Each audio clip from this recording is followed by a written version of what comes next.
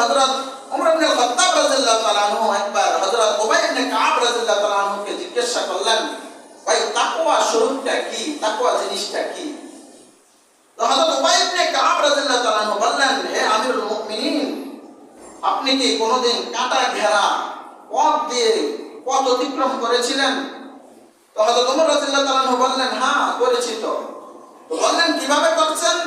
বলে যে খুবই সংকোচ হয়ে, খুবই সংকীর্ণ হয়ে, জামা কাপড়গুলো খুবই মুচড়িয়ে সংকীর্ণ করে পথ অতিক্রম করেছি। বলে কেন? বলে যাতে আমার শরীরে বিদ্ধ না হয় কাঁটাগুলো, আমার কাপড়ে বিদ্ধ না হয়। বলছে সেটাই হলো তাকওয়া। সেটা হলে কি বলেন ভাই? দুনিয়ায় পাপাচারে ঘেরা থাকবে, দুনিয়াটার মধ্যে পাপ আর পঙ্কিলতায় বিরাজমান করবে, এগুলো থেকে বিরত থেকে নিজেকে নিজে বাঁচিয়ে, নিজের মুসলমান সম্প্রদায়কে বাঁচিয়ে, নিজের আহলে